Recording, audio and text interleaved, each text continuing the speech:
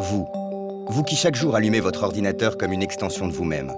Vous qui surfez sur le web et en un clic vous vous informez, aimez, achetez, vous vous indignez. Vous qui par l'intermédiaire de chats, forums, réseaux sociaux, parlez avec vos proches et le monde entier.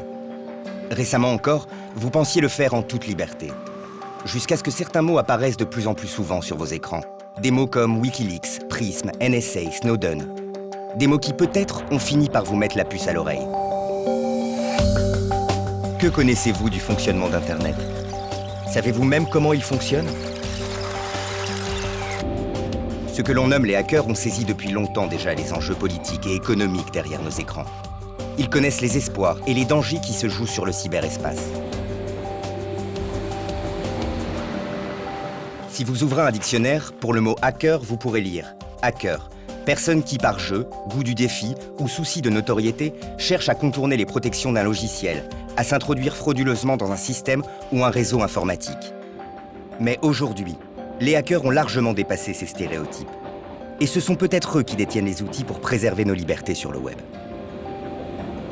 Moi, j'ai l'impression, et j'espère pour tout dire, que les hackers changent la société dans laquelle ils interviennent. Qu'est-ce qu'on peut appeler sécurisé dans ce monde de brut? Comprendre comment fonctionne le code, c'est quelque chose qui est un enjeu de démocratie pour tout le monde. Internet, maintenant, c'est un espace public. C'est chez tout le monde.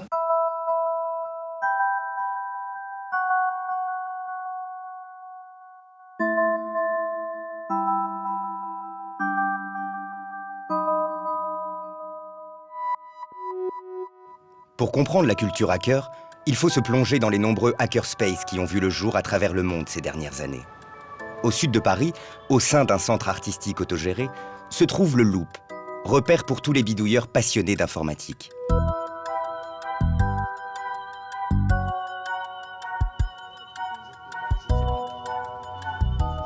Hawking ne vous dira jamais qu'il est un hacker, mais que ce sont les autres qui le considèrent ainsi. Lui, il aime, non sans provocation, se considérer comme un crypto-terroriste, membre de Télécomics. Un collectif de hackers qui s'est rendu célèbre pour son soutien aux révolutions du monde arabe. Un hackerspace, au début, c'était un lieu. Et puis maintenant, c'est un peu plus qu'un lieu. Si c'est juste un lieu, au bout d'un moment, tu finis par rester chez toi. Au Loop, ce qui est bien, c'est qu'il y a des gens avec qui on commence à développer. On a développé des liens, on a des amitiés.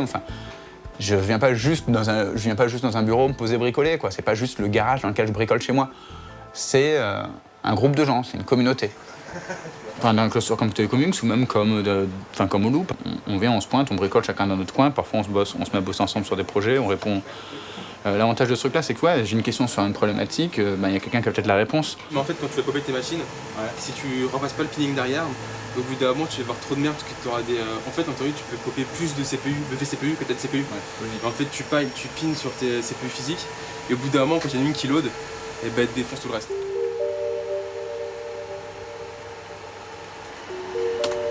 Ouais, on va dire que c'est celui-là. Tu manges ton clavier, non? Bon clavier. Autonomie, liberté, partage. Ça regarde manger un peu. Les valeurs qui sont défendues par Hawking se retrouvent dans tous les hackerspaces du monde entier. Elles sont directement issues de l'esprit hacker des années 60-70 aux États-Unis. On ne peut pas comprendre l'histoire de l'Internet si on n'y intègre pas un petit peu de contre-culture américaine des années 60-70. Il faut bien comprendre que les valeurs de la contre-culture américaine des années 60-70, que ce soit le fait de fumer des joints, voire de prendre du LSD, que ce soit le fait d'être contre la guerre du Vietnam, d'être contre l'oppression des Noirs, d'être contre les mâles blancs dominants et lutter pour la libération sexuelle et des combats féministes, c'est quelque chose qui a irrigué les temps des pionniers. Tous les éléments étaient disponibles sur la côte est des États-Unis pour que Internet soit inventé sur la côte est des États-Unis. Il y avait les laboratoires de recherche, il y avait les universités, il y avait les militaires, il y avait les fonds, mais il n'y avait pas les hippies et il n'y avait pas le LSD. Cette alchimie-là, grâce au fait qu'ils connaissaient des hippies qui prenaient du LSD et que certains étudiants ont pu prendre du LSD, ça leur a ouvert l'esprit et ils ont hacké le système de recherche universitaire qui avait été financé par l'armée américaine pour faire que des ordinateurs se communiquent entre eux, et ça a donné Internet. L'utopie humaniste et généreuse du cyberespace sera très vite mise à mal sous les pressions d'une industrie informatique florissante et d'une volonté de contrôle de la part du monde politique et judiciaire sur le web. À la fin des années 90, alors que les usages d'Internet commencent à se généraliser dans le grand public, John Perry Barlow, poète, écrivain, parolier des Grateful Dead, groupe phare de la contre-culture américaine des 70s, pousse un cri de colère. Face aux menaces qui pèsent sur le cyberespace, il rédige un texte qui va marquer l'histoire des hackers et de tous les défenseurs d'un Internet libre. La déclaration d'indépendance du cyberespace. C'est une adresse au gouvernement, c'est une adresse aux industries, c'est une adresse à tous ces acteurs qui, à un moment donné, ont commencé à arriver sur Internet en leur disant « c'est pas chez vous ». C'est chez nous, vous ne comprenez rien à ce qui s'y passe, laissez-nous tranquilles, et de toute façon, il y a un moment où on va gagner, parce qu'on sera plus nombreux que vous. S'il n'y a pas de café, il n'y a pas d'administrateur système opérationnel, donc il y a les serveurs qui tombent en panne et donc il n'y a plus rien qui marche. Si Internet fonctionne, c'est grâce au café.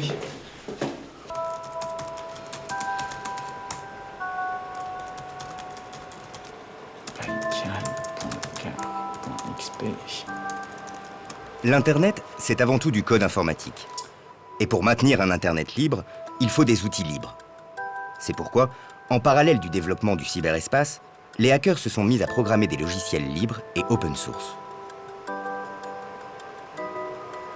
Je suis en train de démarrer une première machine virtuelle pour qu'on puisse installer un calendrier sur lequel on pourrait mettre un peu toutes les activités du Loop. Qu'est-ce qu'on a prévu, etc., ce qui remplacera Google Calendar. Pour le moment, le Loop dépend d'un calendrier Google et donc le but du jeu, ce serait de plus dépendre de ça. Enfin, être le plus autonome possible, c'est le départ, quoi. Enfin, ouais, on veut changer le monde, mais on dépend de Google. Super, on va aller super loin comme ça. J'écris l'information où j'ai mis le calendrier pour que tout le monde puisse en bénéficier. Avec le login et le mot de passe qui vont avec.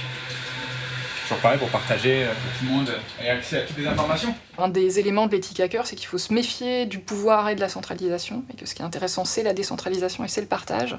Donc on a vraiment en germe des tas de choses qu'on retrouve dans le milieu du logiciel libre, par exemple. L'idée que voilà, les programmes, on doit pouvoir librement accéder à leur code, on doit pouvoir librement le modifier et librement le partager. C'est en germe aussi ce qui est finalement au fondement d'Internet, qui est une structure décentralisée. Qu'est-ce qu'un logiciel libre ? Imaginons que vous êtes en train de préparer un cake à la vanille. Pour que votre recette du cake à la vanille soit considérée comme libre, il vous faudra respecter certaines libertés fondamentales. Premièrement, votre recette pourra être étudiée et utilisée à volonté par tout le monde. La recette pourra librement être utilisée telle qu'elle ou modifiée par n'importe qui selon ses propres goûts. Enfin, votre recette, comme les versions modifiées qui en auront été faites, pourra être partagée librement par tous et pour tous. Ainsi librement partagées, les recettes de cakes dangereuses sont écartées, tandis que les versions les plus populaires sont de plus en plus améliorées et sécurisées par la communauté. D'où ça vient ce mouvement des logiciels libres? Ça vient notamment d'une imprimante. C'est Richard Stallman qui était habitué, quand l'imprimante était en panne, à la réparer, c'est-à-dire à modifier le code source du logiciel pour pouvoir réparer l'imprimante qui était en panne. Un jour, il s'aperçoit que le code source qui permettait de communiquer avec l'imprimante était devenu propriétaire. Il fallait demander l'autorisation à l'entreprise qui avait développé ce logiciel pour pouvoir réparer le logiciel. Et il s'est dit, mais c'est complètement absurde, parce que l'autorisation, il ne l'avait pas eue, ou alors il faudrait attendre 6 mois pour l'avoir, signer des papiers en je ne sais pas combien d'exemplaires. Et donc lui, il a piraté l'imprimante pour pouvoir la réparer. Bon, et il n'avait pas le droit de faire ça. Et donc c'est là où il a dit, ok, on arrête, moi je veux des logiciels libres, c'est-à-dire des logiciels auxquels on a accès au code source, parce qu'ils sont là pour moi, ils sont là pour les utilisateurs. Ils ne sont pas là pour l'entreprise qui l'a commercialisé et qui va m'interdire de m'en servir. Et donc ce mouvement des logiciels libres, le mouvement des hackers, tout ça c'était des gens qui militaient pour les libertés, pour qu'on puisse effectivement contrôler nos machines, qu'on puisse en faire ce qu'on a envie d'en faire, et non pas vivre dans un monde où la machine nous contrôle.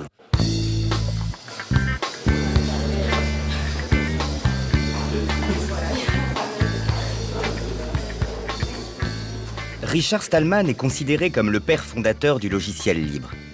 Depuis plus de 30 ans, il parcourt le monde pour en promouvoir l'esprit humaniste. Please welcome. Je suis le Saint Ignatius de l'église d'Imax. Je bénis ton ordinateur, mon fils. Pour te faire membre de l'église d'IMAX, tu dois prononcer la confession de la foi. Tu dois dire, il n'y a aucun système que GNU et Linux est un de ses noyaux. Si tu te fais très expert, tu peux le célébrer avec notre cérémonie, le Fou Bar Mitzvah, dans laquelle on chante une portion de notre texte sacré, c'est-à-dire le code source du système.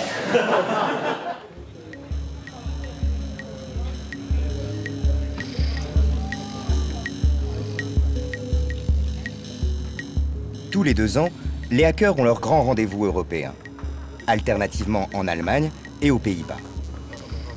Cette année, c'est à 50 km d'Amsterdam, en plein milieu d'un champ, que des milliers de hackers du monde entier sont venus planter leur tente.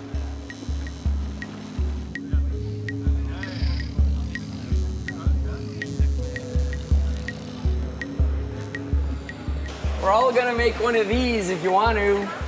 My name's Mitch, and I teach lots of people to solder. Home 2013, c'est le rendez-vous où tous les bidouilleurs viennent partager savoir, expérience et invention. Mitch Altman est un habitué de ces grands rassemblements. Co-fondateur du Hackerspace de San Francisco, il passe une grande partie de son temps à voyager pour rencontrer les communautés hackers du monde entier. Ce qu'il aime par-dessus tout, c'est partager ses connaissances en électronique au plus grand nombre. It's marked on the board, R1, R2, R3. You can even do it with not crazy hair. Then we touch the pad and the wire we want to solder for 1 second. I was born a geek, so I'm a definitely geeky person, and my realm, it turns out to be electronics, even though I'm curious about just about anything, how things work. But I didn't actually use the word hacker as sort of an identity, a way of describing at least part of myself, until I went to my first hacker conference, which was in 2006. And it was for the first time in my life that I felt at home and safe and wonderful in a large group of people. Plus jeune, Mitch en a eu assez de voir des télévisions allumées partout, chez lui, dans les rues, les magasins. Alors il a tout simplement inventé un accessoire qui allait changer sa vie, la TV Bigone. Une télécommande, une seule fonction, un seul bouton. Off. L'invention s'est vendue à des dizaines de milliers d'exemplaires. So this is the original keychain version. These are still the most popular. And these are the pro version that turn TVs off 100 meters. There it goes. Yeah, so now I can turn them off. There we go. I always like it when TVs turn off. Anything can be hacked, and everything should be hacked because everything can be improved. You know, not just tech, but food and art and craft, music, photography, video, software, science, ourselves, you know. And we can hack society, we can hack the planet. The planet surely needs some improving.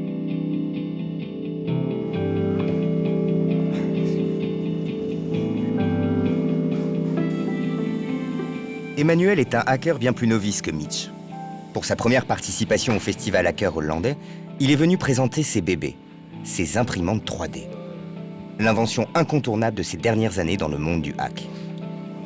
Une imprimante 3D, c'est comme une imprimante classique, sauf qu'elle imprime des objets en 3 dimensions.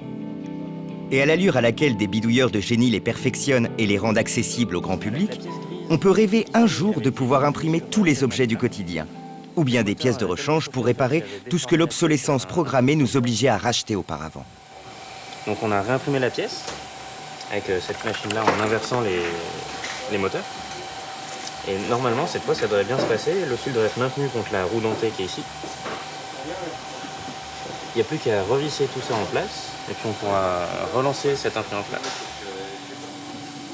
Toute la vision qui est portée derrière ces machines-là ou le mouvement maker, où oui, on va faire les choses autrement que, on va dire, dans le système capitaliste classique.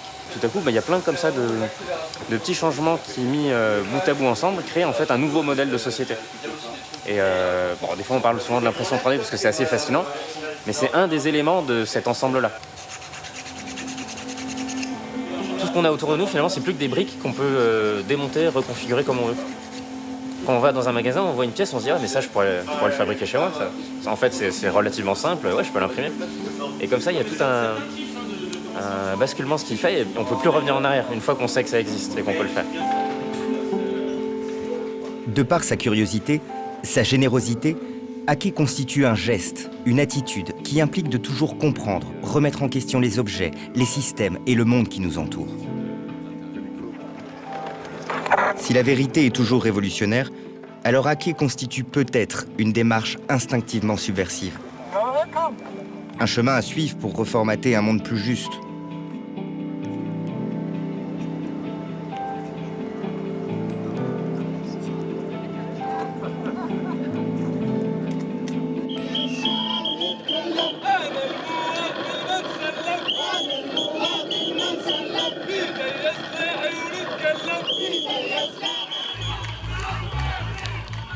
Home et les rassemblements de hackers ne sont pas les seuls endroits où l'on œuvre pour un nouveau monde. Les altermondialistes qui se retrouvent tous les 2 ans au Forum social mondial veulent avancer en gardant pour cap leur célèbre slogan « Un autre monde est possible ». À Tunis, comme à chaque Forum social mondial, les militants du monde entier ouvrent l'événement par une grande marche commune. Mais depuis 13 ans que le Forum existe, les altermondialistes marchent pour aller où ? Les opinions publiques sont désormais en accord avec les idées issues des forums sociaux. Oui, il faut réformer un système économique mondial injuste. Oui, le capitalisme globalisé sous sa forme actuelle est facteur d'inégalités croissantes. Les idées du FSM sont désormais intégrées et même acceptées au sein des sociétés civiles. Mais cette victoire peine à se matérialiser politiquement. Et surtout, elle n'arrive pas à fédérer les nouveaux mouvements issus du web et des communautés de hackers engagés, comme Anonymous ou Telecomics. Qu'est-ce que vous faites avec Internet ? On essaie d'avoir une stratégie d'utilisation de l'Internet pour pouvoir que nos messages puissent se diffuser dans différents pays et différentes luttes et groupes. Est-ce que vous avez déjà été en contact ou travaillé avec des hackers ? Non, notre page a été hackée. D'accord. 2 ou 3 fois dans des moments politiques intéressants où on avait beaucoup de choses à dire. Et on a été hacké par des groupes, on suppose, conservateurs qui ne veulent pas que nos messages soient diffusés. Est-ce que tu penses que les groupes de hackers et les activistes ont des intérêts à travailler ensemble et comment est-ce que ça pourrait se faire éventuellement ? Oui, ça dépend de qu'est-ce qu'on veut hacker. Et si c'est pour démanteler le pouvoir économique, les élites qui sont en place et l'absence d'information et de transparence pour la citoyenneté, je pense que oui, qu'on peut travailler ensemble. D'accord.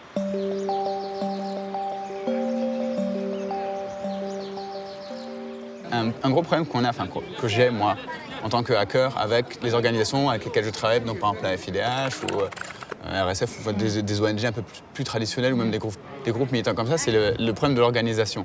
C'est-à-dire que dans les mouvements hackers, quand on veut faire quelque chose, on le fait. Et on ne se pose pas la question de oui, il faut passer par un comité, puis après faire un communiqué de presse, etc. On essaie de faire des choses. Donc on est sur une forme beaucoup plus décentralisée.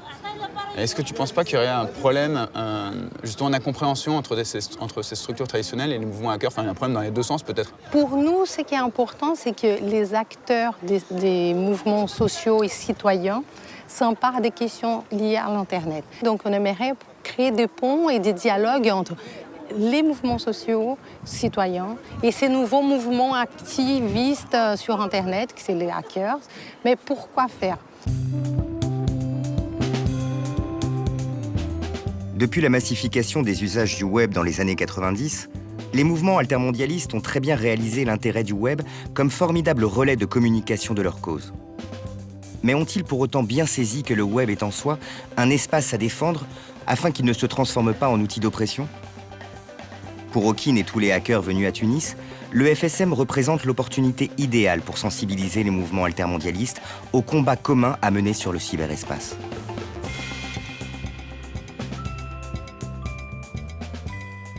Internet, c'est pas Facebook, c'est pas Google, c'est pas Six, c'est pas L'Oréal, c'est pas tout. Ça, c'est des services qui utilisent Internet, qui sont basés sur Internet. Internet, c'est le protocole IP, donc c'est des machines connectées entre elles par des câbles physiquement. Quand on parle de réappropriation, c'est aussi se réapproprier les câbles. Et par exemple, les câbles sous-marins, Ils sont fabriqués par une entreprise ou deux peut-être, une allemande, et ils ont un secret industriel autour de ça. La recette du Coca-Cola à côté, c'est de la gnognotte. C'est plus facile à trouver la recette du Coca que comment sont fabriqués ces câbles, les câbles sous-marins. Et donc Télécomics, ils cherchent à comprendre comment ces câbles sont faits? Voilà, on cherche à comprendre comment ces câbles sont faits, on cherche à comprendre comment marche Internet, on cherche à expliquer aux gens, à comprendre comment les gens utilisent Internet déjà, parce que les militants, enfin tout le monde a des utilisations différentes d'Internet. Donc on cherche à comprendre comment les gens utilisent ça, on réfléchit beaucoup là-dessus, on fait beaucoup de monde, on a écrit beaucoup de choses, on essaie de documenter tout ce qu'on fait. C'est quelque chose qui est très important pour Télécomics, c'est que on n'est pas si nombreux que ça, on est 300 connectés en permanence, donc on doit avoir 20 actifs. De toute façon, c'est que c'est important, c'est... Dernier jour du FSM. Les militants du Forum des médias libres décident de s'atteler à l'élaboration d'une charte. Elle liste les principes et les conditions générales pour l'exercice et le renforcement des médias libres partout dans le monde.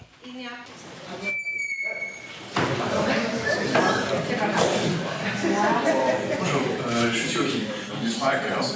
On a travaillé avec d'autres hackers dans le bâtiment là-bas.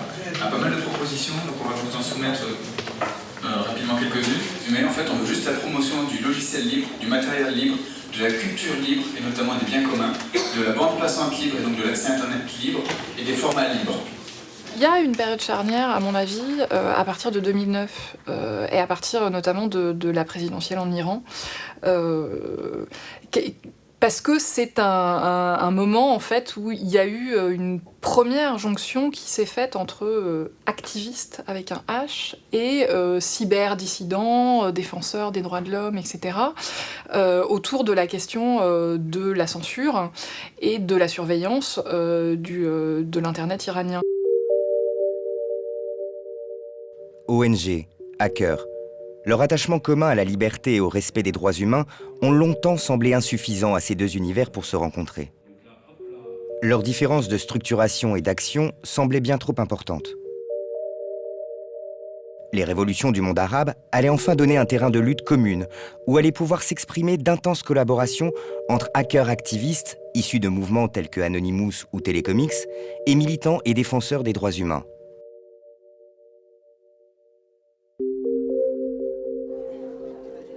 Lorsqu'elle est élue présidente de la FIDH en 2007, Souher Belhassen, militante depuis plus de 30 ans pour la défense des droits de l'homme, n'imaginait pas que sa principale mission serait d'accompagner et de soutenir un mouvement révolutionnaire historique qui gagnerait une grande partie du monde arabe.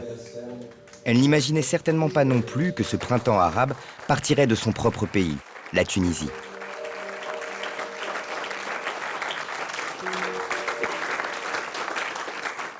Chers amis, tunisienne, comme vous le savez, femme militante, je me dois de vous dire, en ce moment inaugural du 38e congrès de la FIDH, que j'ai eu la chance inouïe, grâce à vous qui m'avez élue présidente de notre grande organisation, d'avoir le sentiment, avec la révolution tunisienne, que tous les chemins de la vie se sont rejoints pour ouvrir une voie royale au bonheur d'être au cœur des bouleversements extraordinaires intervenus dans le monde arabe et de vivre enfin l'aboutissement d'un combat. Souher Belhassen aura passé 6 ans à la tête de la FIDH. 6 années qui auront bouleversé la situation politique de nombreuses ligues membres de l'ONG. Mais surtout, 6 années qui auront vu la FIDH se transformer. Ah, tu vas nous manquer, tu nous en as fait voir, mais tu vas nous manquer. Aujourd'hui, n'importe qui milite n'importe où. C'est formidable. Et nous, on a vécu une période où la communication était extrêmement difficile et les liens se faisaient en fait par réseau. Aujourd'hui, il y a une extraordinaire mobilité, une facilité de communication absolument effarante. Le militantisme a changé, l'engagement a changé, la mobilisation a changé, tout a changé. C'est-à-dire, vous pouvez ne pas sortir de chez vous et vous mobiliser, alors que c'était quelque chose d'inconcevable il y a 20 ans. Autant avant, il y avait le secret, tout était codé, tout notre langage, le courrier, la manière de se rencontrer, etc. C'était ridicule parfois, mais c'était le secret. Mariam Al-Rawaja, militante originaire du Bahreïn, incarne cette nouvelle génération de défenseurs des droits de l'homme. Hyper connectée, capable de continuer le combat à travers les réseaux sociaux. Mariam Al-Rawaja, c'est une fille extraordinaire, elle est d'un courage absolument... Elle est fascinante. Et elle, son principal argument, son principal outil de militantisme, son engagement, c'est une cyberdissidente. Vraiment, elle utilise ces outils-là. Donc, elle vient d'intégrer la FIDH. Son organisation vient d'intégrer la FIDH. Ce sont ces organisations qui vont changer la FIDH. La même personne, il y a 30 ans, devait s'intégrer à un groupe, que ce groupe puisse l'amener à s'exprimer et à exprimer ensemble sa protestation, qui est protestation politique. Après tout, son père est arrêté, sa famille est en prison. There's quite a few people who like to refer to the mass pro-democracy movements in the Middle East and North Africa region as being Twitter revolutions or being Facebook revolutions. In my opinion, when we look at the situation on the ground in these countries, I think it's unfair to call them the Twitter revolution or the Facebook revolution. I think these movements would have happened with or without Twitter and Facebook. These were the youth revolutions. These were, the youth who had decided that enough was enough and they wanted their dignity back from these governments that have oppressed them for a very long time. Now, in Bahrain's case, which is very interesting, Twitter has become instrumental. Why? Because Bahrain is one of the countries where there is very, very little international media attention to the ongoing situation on the ground. And so people inside Bahrain, especially the youth, started using social media, especially Twitter, as a way to talk about the situation on the ground. And unfortunately, we did not see an appropriate international outcry against this. We saw an international outcry for so many different things that happened. We even saw an international reaction to what happened in Libya. But when it came to Bahrain, suddenly there was silence.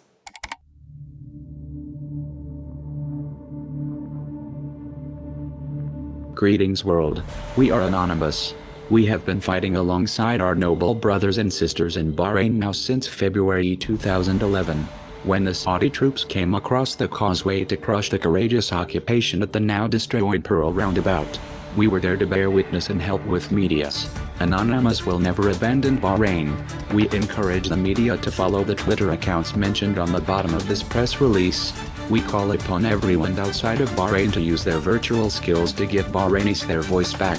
Bloggers, Twitterians, Facebookians, artists, hackers. To the brave and noble people of Bahrain, let us know the truth so we can spread it. We stand by your side on this glorious day. Be brave, dear friends, have no fear and know that we in Anonymous are with you always. We are Anonymous. We are everywhere. We are Legion. We do not forgive tyranny. We do not forget crimes against humanity. To the King, in Manama, your days are numbered. Expect rebellion. Expect Tamarad, and expect Anonymous.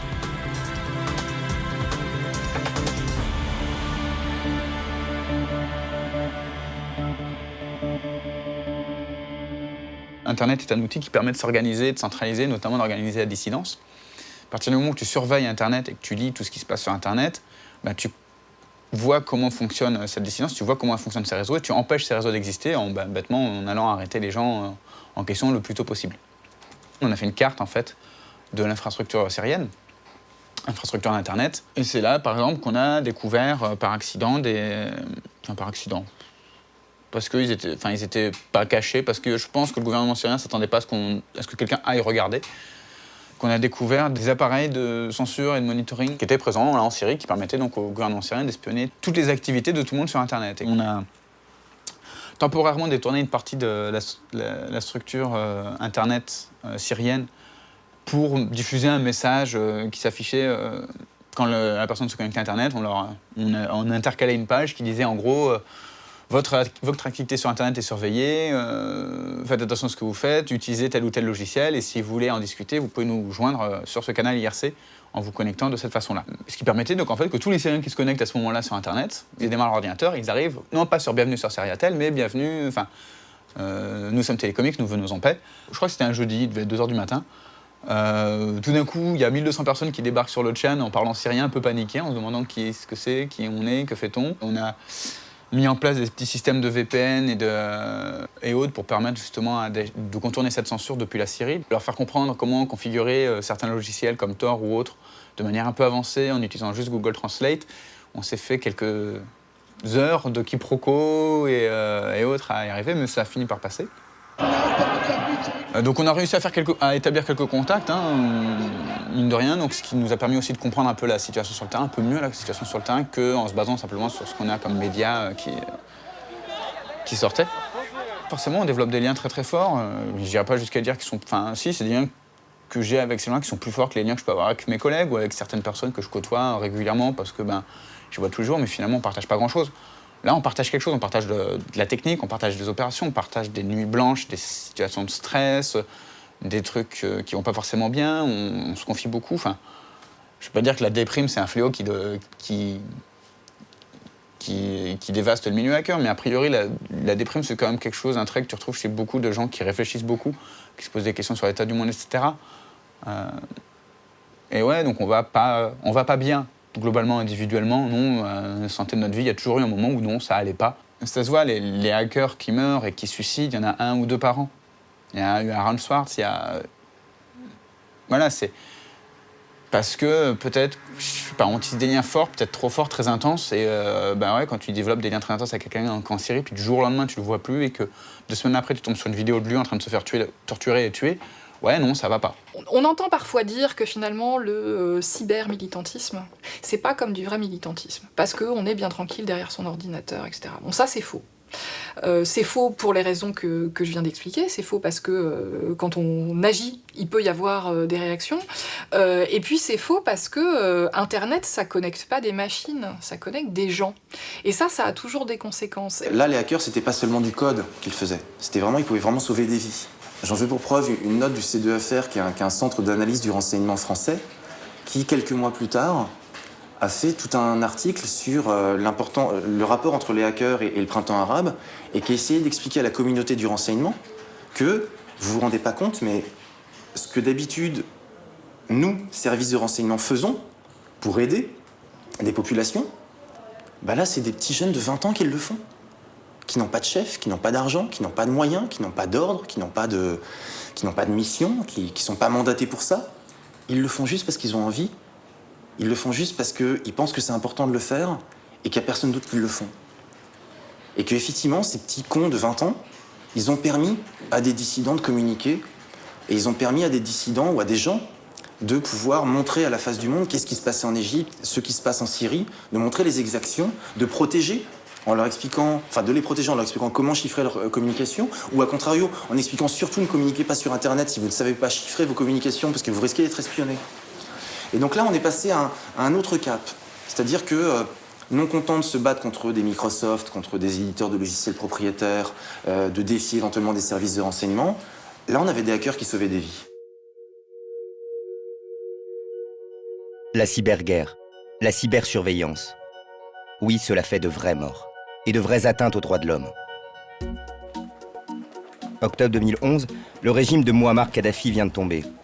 Pour Clémence Bechtart, avocate à la FIDH, un combat judiciaire d'un nouveau genre est sur le point de commencer.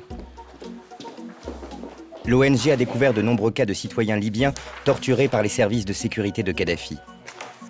Les victimes étaient traquées sur le web par leurs geôliers. En août 2011, au lendemain de la chute de Mouammar Kadhafi, au moment où à Tripoli il y a eu une couverture médiatique très importante des événements sur place et où le Wall Street Journal, les premiers, ont sorti l'information puisqu'ils se sont rendus dans les locaux des services de sécurité libyens qui étaient ouverts et laissés pratiquement à l'abandon dans la panique qui a suivi la chute du régime de Kadhafi, et qui ont donc sorti les premiers cette histoire où on voyait apparaître donc, dans ces locaux des logos d'Amésis présents sur les murs et où ils ont trouvé des manuels d'information frappés du logo Amésis et où étaient décrits les processus de monitoring des communications en temps réel de la population libyenne. Et donc les fondements de notre plainte, c'est qu'on estime que la société Amésis, en vendant ce système de surveillance au régime libyen, s'est rendue complice du crime de torture, puisque c'est grâce à cet outil de surveillance que le régime libyen, et en particulier donc, les services de sécurité libyens, ont pu mieux identifier toute voix dissidente, les opposants, les défenseurs des droits de l'homme, les arrêter et ensuite les torturer et parfois les garder en détention durant de très longues périodes. Ce à quoi on assiste depuis quelques années, c'est une militarisation de l'Internet. On a de plus en plus de services de renseignement qui surveillent ce qui se passe sur Internet, qui espionnent avec des logiciels espions. Le marché de la surveillance des logiciels et des systèmes de surveillance des télécommunications, qui n'existait quasiment pas en 2001, aujourd'hui est estimé à 5 milliards de dollars par an. On a plein de boîtes occidentales qui vendent à des dictateurs des logiciels de surveillance et d'espionnage des télécommunications. Donc on a plein de hackers qui bossent pour ces marchands d'armes-là. Chose qui n'existait pas il y a 10 ans. Face aux logiciels de surveillance transformés en armes de guerre, les hackers se doivent désormais de trancher. Pour qui acceptent-ils de travailler? Pour les logiciels propriétaires? Pour l'industrie militaire? Ou pour le respect d'un Internet libre? Okin a fait son choix. Il vient d'être embauché au service web de la FIDH. Notamment en ce moment, ça donne beaucoup de métadonnées. Mais voilà. Donc là, tu vois, tu l'as ici, signature. Et ça, c'est des métadonnées qui peuvent capter aussi.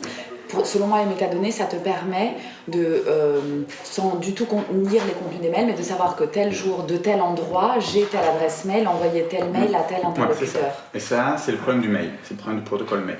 PGP n'empêche pas ça. N'empêche pas ça. Donc là, ils savent que tel jour, de telle adresse mail, j'ai envoyé ou je m'apprête à envoyer. Un mail chiffré à telle personne. Ouais. On est en contact avec des gens, si jamais leur gouvernement, qui espionne donc leur communication, est au courant qu'ils sont en train d'entrer en contact avec une organisation comme la FIDH, ces gens-là vont mourir. Point barre. C'est une question de vie ou de mort, donc t'apprends. T'as pas le choix. C'est inconscient de vouloir communiquer avec ces gens-là sans prendre le minimum de précautions. Le minimum de précautions, c'est maîtriser son infrastructure de communication, et c'est donc utiliser uniquement des logiciels libres, des logiciels qui ont une réputation, des logiciels sur lesquels on a confiance, qui sont audités. Et dès que quelqu'un veut utiliser un iPhone pour envoyer un putain de mail ou pour faire un putain de Skype avec un Syrien, il met cette personne en danger de mort. L'Internet permet de faire de l'espionnage, permet de faire de l'analyse d'informations. On a des ordinateurs, des supercalculateurs, des clusters, et des data centers qui nous permettent de récupérer énormément de données, d'analyser toutes ces données, de faire plein de choses intéressantes ou pas avec. Mais c'est pas ça qui tue les gens. Ce qui tue les gens, c'est les personnes qui sont derrière, qui utilisent ces systèmes-là contre des populations, qui vont utiliser des systèmes de filtrage et d'analyse de trafic pour pouvoir identifier des dissidents et tuer ces dissidents-là. Ce sont les entreprises qui vont construire ces systèmes-là et ces algorithmiques-là qui sont des armes. C'est que le patron d'Amésis dise « Ah non, mais vous savez, moi j'ai vendu un stylo à Kadhafi, après il en fait ce qu'il veut, s'il s'en sert pour écrire des ordres de mort, c'est pas mon problème. » C'est les mêmes arguments que sortent Smith & Wesson et Colt quand ils disent « Ah non, mais nous on fabrique que des armes, on tue personne. » C'est pas l'arme qui tue la personne, c'est les gens qui sont derrière la gâchette.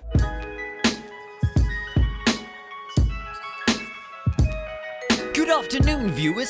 Thank you for clicking through to view this exclusive brand new edition of Juice Rap News, back through with a global transmission with your host Robert Foster, and we're glad to begin by introducing this routine interview scheduled today with our regular US guest, now director of the NSA. But guess what I'm most excited about this finally happening? What? The court-martial of Private Bradley Manning. 3 years without trial and a touch of torture. That's how we punish dissent in the free world order. After this, no one will dare blow whistles or leak intel or question our right to read every single freaking email. Oops. Did you just say you read everyone's emails? But emails? No, we don't read, scan, track, record, and store every detail. At all? No, sir. Not wittingly. Perhaps a few billion emails accidentally. Okay, General. We're just getting sent a signal. It's the fearless journalist crusader, direct from Rio, the guardian of civil liberties, Sir Glenn Greenwald. Robert, hello. Hi, Glenn. What quest are you and your steed on? A hero has leaked classified documents, finally proving that the NSA has secretly obtained access directly to all the servers of Facebook, Apple, Yahoo, YouTube, Skype, and Google. This PRISM system for spying on users from the dark side of the moon will record everything that arrives on screens, emails, chats, Grindr feed. Rabbit, it took great courage from this whistleblower to decide to leak. They've taken a great risk in getting us, their fellow citizens, this critical glimpse into what is really happening behind the scenes.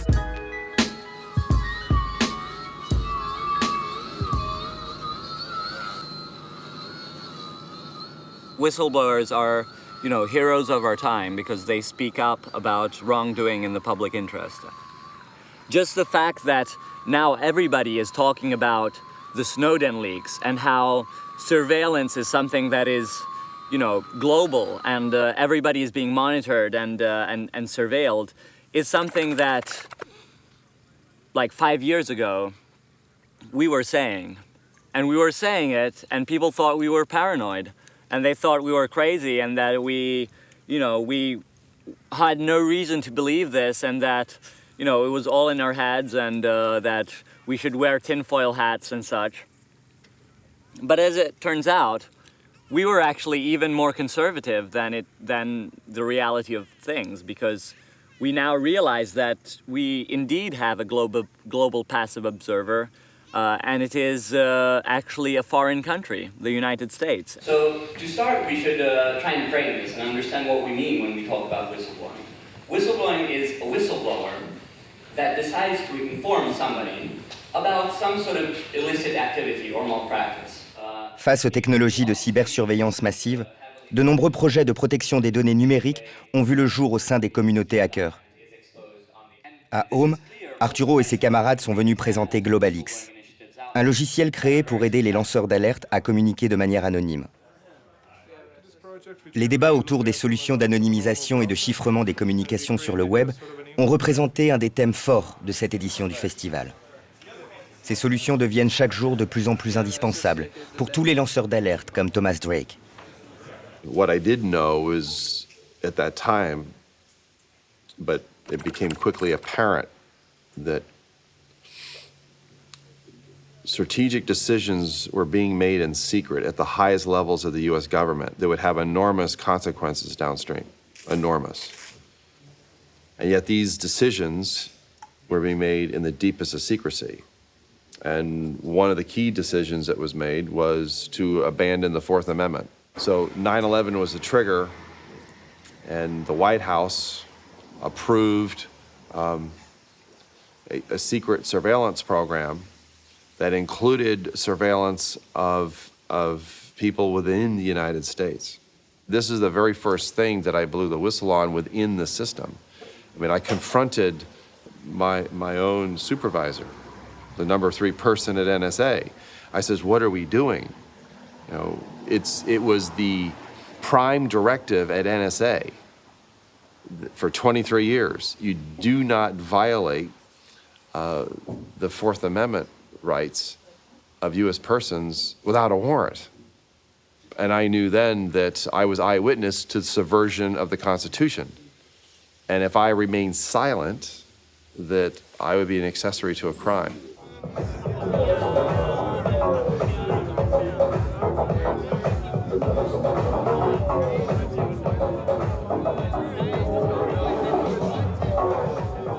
We can see that, and I hope it's increasingly apparent now after Snowden's revelations, that we are facing a new Western religion. And that new Western religion is the national security state.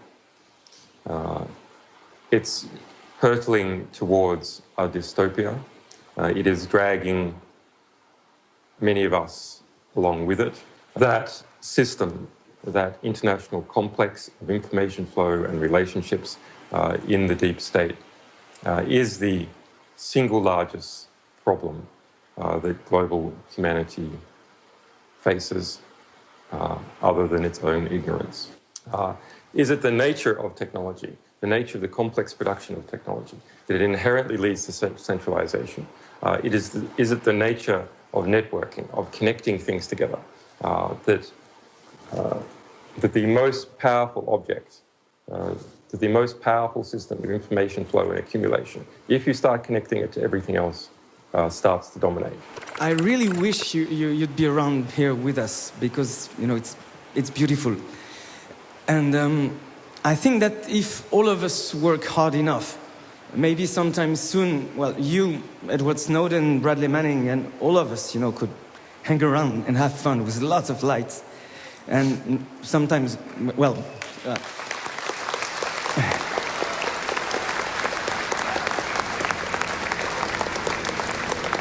you were right. You were right. And Bradley, Edward, and you show us every day that courage is actually contagious.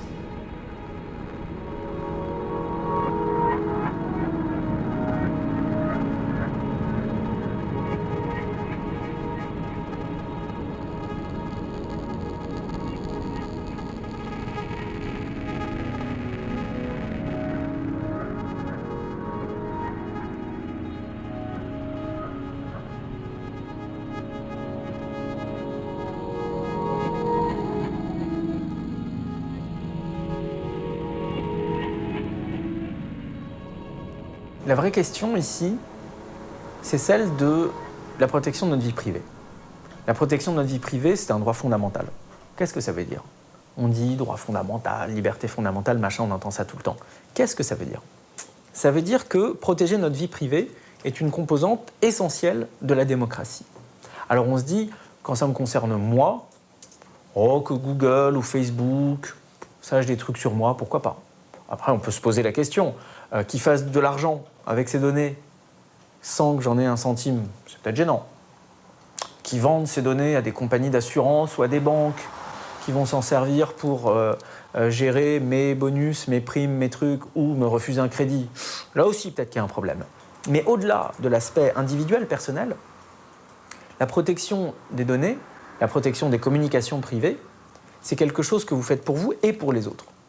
Si vous avez des enfants, protéger vos communications avec eux, c'est les protéger eux, à un âge où ils ne savent peut-être pas ce que ça implique d'avoir toute sa vie exposée en ligne. Si vous êtes journaliste, ça veut dire protéger vos sources, leur permettre de s'exprimer sans craindre les représailles.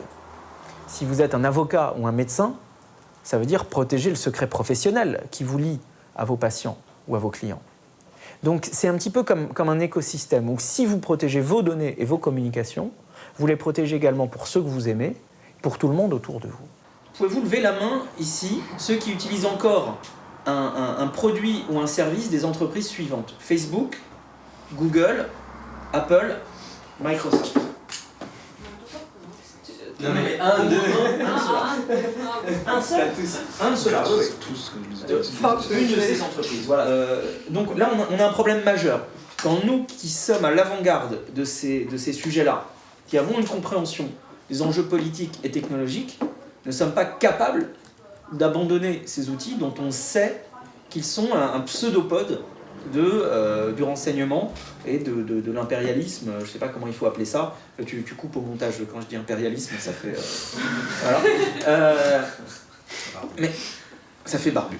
Il y a une chose qui est tout à fait notable, c'est que jamais n'ont été aussi clairement emboîtés les uns dans les autres les sujets de la protection des données personnelles, de la surveillance, de l'infrastructure de nos communications, donc de la neutralité du net, du contrôle des outils, donc du logiciel libre, et qu'on voit un petit peu comme les différentes pièces d'un puzzle s'imbriquer ensemble tous ces éléments. Ces composants politiques et technologiques ne peuvent être articulés que par un profond changement social où les individus prendraient mesure de ces enjeux et seraient en capacité de rompre avec leurs habitudes. Nous ne sommes pas à l'âge du réseau Internet, mais à l'âge des réseaux tout court. Le web n'est finalement qu'un étage supplémentaire qui vient se superposer au réseau, qui nous sollicite et nous identifie au quotidien dans nos usages des transports, de la santé, du commerce. La Quadrature du Net, une organisation fondée par des hackers, a très vite intégré ces enjeux. Depuis 5 ans, elle se bat auprès des institutions politiques nationales et européennes pour défendre l'indépendance du web et de ses utilisateurs. Ces dernières années, l'Union européenne tente de légiférer sur des sujets aussi sensibles que la neutralité du net ou la gestion des données numériques des citoyens sur le web. Les enjeux commerciaux sont gigantesques. Selon une étude du Boston Consulting Group, le marché des données personnelles pourrait représenter 1000 milliards de dollars d'ici 2020. Sous prétexte de vouloir améliorer et personnaliser les services rendus aux utilisateurs, les entreprises du numérique cherchent à capter et monétiser toujours plus de nos données personnelles sur le web. Les militants de la Quadrature du Net veulent convaincre les élus de ne pas céder aux sirènes des logiques marchandes au détriment de la vie privée des citoyens sur le web. La politique seule et la technologie seule ne servent à rien si elles ne sont pas articulées par des pratiques, à savoir des démarches sociales, des démarches humaines, qui vise à comprendre ces concepts, à se les approprier et à les mettre en œuvre. On dit souvent qu'ouvrir une école, c'est fermer une prison. Ouvrir une école de code, c'est fermer une grande prison qui est la prison de j'utilise la technologie mais je comprends pas comment ça marche et je suis le produit, je suis celui qui est exploité en fait. Quand on dit système d'exploitation, c'est intéressant parce que ça renvoie aussi à une terminologie un peu politique de l'exploitation et le code c'est évidemment, et on le voit dans le business, mais pas seulement dans le business, un outil d'émancipation aussi pour les gens.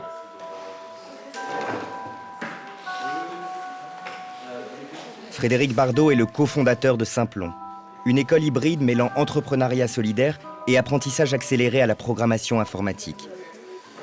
La formation veut s'adresser en priorité aux populations sous-représentées dans l'univers du web. Les filles, les jeunes issus de quartiers populaires et des zones rurales. Le temps d'un après-midi, Simplon a ouvert ses portes à Hawkins et à Maëlle. Ils sont venus organiser un café vie privée. Un atelier ouvert à tous ceux qui souhaitent être sensibilisés à la sécurisation de leur vie privée sur Internet. Le numérique, là, on passe un cap, là. Il y a beaucoup de gens qui disent, mais après tout, moi je m'en fous, j'ai rien à cacher. Alors d'abord, on a tous quelque chose à cacher. C'est-à-dire quelque chose dont on n'a pas envie que tout le monde soit au courant. C'est le fondateur du Parti pirate suédois, Rick Falvinge, il donne un super bon exemple, en général ça calme les gens tout de suite. C'est quand vous avez une maladie grave, c'est pas votre père qui va le savoir en premier, c'est pas votre compagnon, votre compagne, c'est pas vos enfants, c'est Google. Parce qu'il y a plein de fois vous aurez tapé les symptômes dans Google. Donc Google sait par exemple, je sais pas, que vous avez un truc hyper sérieux, ça fait réfléchir quand même. Hein. Et vous n'avez pas forcément envie que tout le monde le sache. Mais on a de toute façon effectivement toujours tous quelque chose à cacher. On va passer tout de suite au point Godwin parce qu'il en faut un toujours dans une présentation. Alors comment le dire? Disons que voilà, jusqu'en 1940 en France, il y avait des gens qui n'avaient rien à cacher et puis à partir de 1940, ils ont eu à cacher leur religion. Bon voilà, point Godwin c'est fait, mais tout ça pour dire que ce qui est socialement acceptable, ça varie aussi dans l'histoire, que c'est des questions de rapport de force et ce que vous n'avez pas à cacher aujourd'hui, peut-être qu'un jour vous aurez à le cacher et au stade actuel vous n'en savez rien.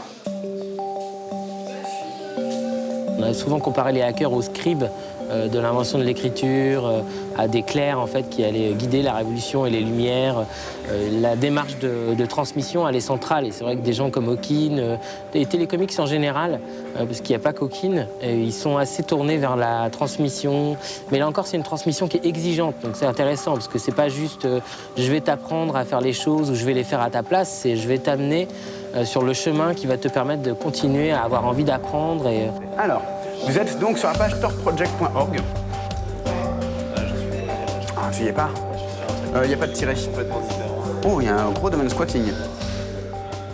Et si je fais ghostery, ça va me donner quoi, là? Alors, ghostery... Génial, ils trouvent rien. Bah oui, c'est le but. Yes. Mais est-ce que les hackers ne sont pas à l'avant-garde d'une utilisation de la technologie qui, par ses principes de décentralisation, d'ouverture, de partage de la connaissance et de contrôle de la machine par l'humain et non l'inverse, porte en elle l'espoir d'une politique plus équitable, plus juste, d'une société qui serait plus au service des citoyens plutôt qu'au service de quelques-uns. Peut-être que ces pratiques portent en elles l'espoir de pratiques politiques dans lesquelles on ne mettrait pas un bulletin dans l'urne tous les 5 ans pour s'en laver les mains, mais dans lesquelles chaque jour, on pourrait demander des comptes aux personnes au pouvoir. Ouais, on est en mission pour la cryptographie. Sur ce, je vais rentrer chez moi et dormir. Je suis claqué.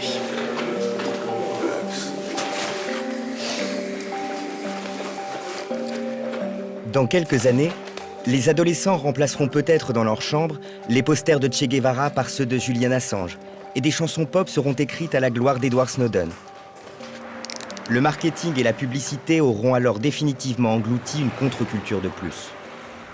Mais d'ici là, les hackers auront essaimé de nouveaux esprits curieux et avides de territoires inédits. Les gardiens de monde toujours en devenir.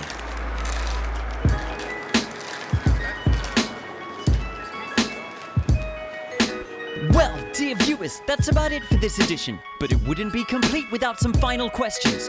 Whistleblowers, they leak in the public interest. Now what remains to be known is the public interested? If so, this might be a good day to exhibit it. Ignorance is a choice in the age of the internet.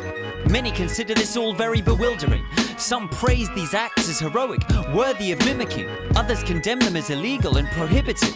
But can't both be equally applicative? To be good humans, we're sometimes called upon to be bad citizens. Some nations were even born by breaking laws of the tyrannous. Do you support heroes from days of yore who, in order to cause reforms, disobey the law? Then what about those in the present who heed the same call? This is Robert Foster for Rap News. Good day to you all.